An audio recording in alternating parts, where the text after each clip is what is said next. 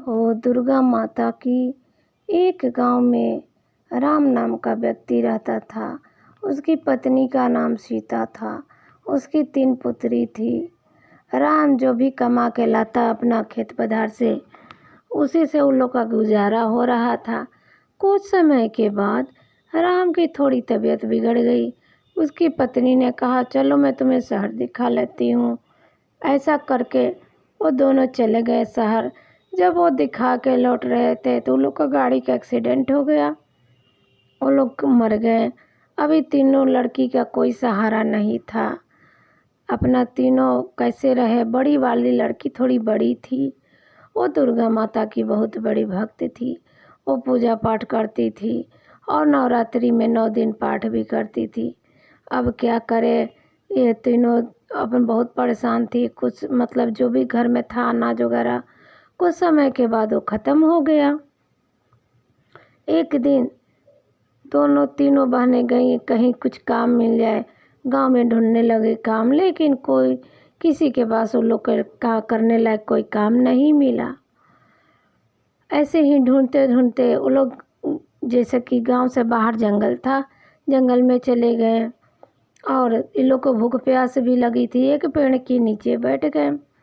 पेड़ के नीचे बैठे तो पेड़ के पर से एक फल गिरा हुआ था, जिसे छोटी लड़की ने उठा के खा लिया।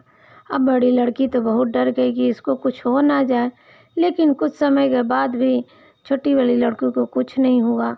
फिर दोनों बहनों ने भी पेड़ से फल तोड़ा और खा लिया और खा के वहीं बैठ गई थोड़ा आराम करने के लिए। तब बड़ी वाली लड़की के दिमाग में आया कि क्यों न इस पेड़ का फल हम तोड़े और शहर में ले जाके बेचें। तो फिर मझली वाली बोली, अगर दीदी इससे कुछ किसी को नुकसान हो जाएगा तो बड़ी वाली बोली कि नहीं, नुकसान होना होता तो जब हम लोग खाएं तभी हो जाता नुकसान। फिर उसी समय उन लोगों ने ढेर सारा फल तोड़ लिया, ढेर सारा फल तोड़ लिया और घर लेके आई। और दूसरे दिन सुबह शहर गई। शहर में एक दुर्गा माता का मंदिर था, उसी के बाहर टोकरी में लेके बैठ गई। देखते ही देखते वहाँ भीड़ लग गया और उन लोग का सारा फल बिक गया। और जो पैसा मिला उससे उसने अपनी बहनों के लिए और अपने लिए राशन ले आई और राशन से अपना भोजन बनाकर शाम को खाना खाया। कुछ समय के बाद नवरात्रि आ गया। दुर्गा माता का नवरात्रि, बड़ी वाली लड़की नवरात्रि का पाठ करती थी। उसको तो पैसा मिलना शुरू हो गया था।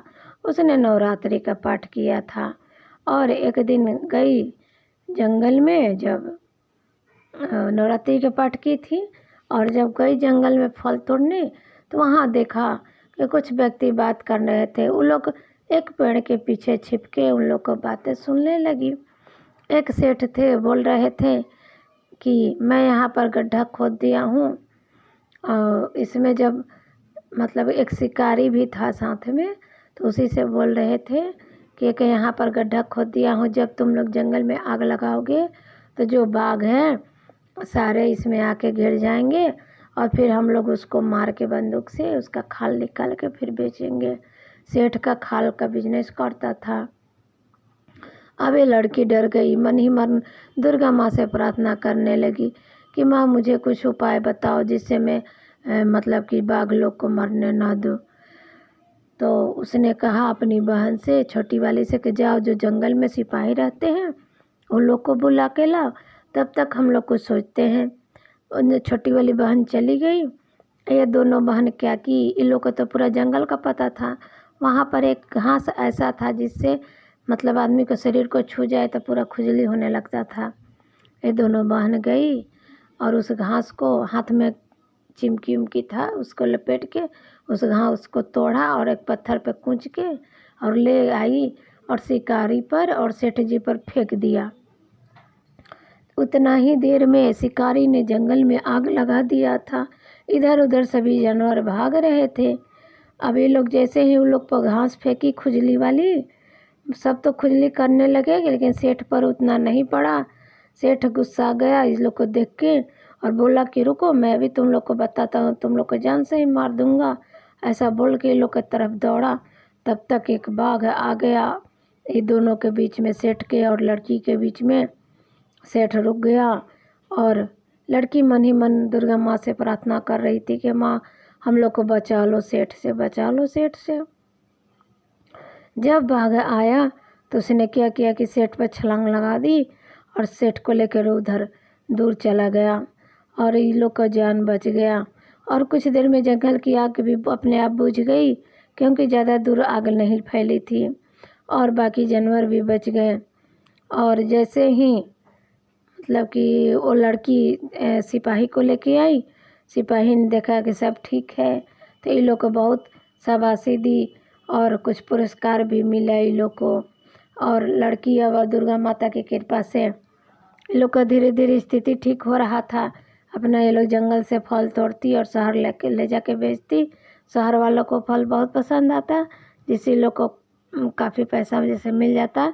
धीरे धीरे लोग का सुधार हो गया और जैसे दुर्गा माता की कृपा से उनके घर में सुधार हुआ, वैसे ही सभी के घर में सुधार हो। जय दुर्गा मैया।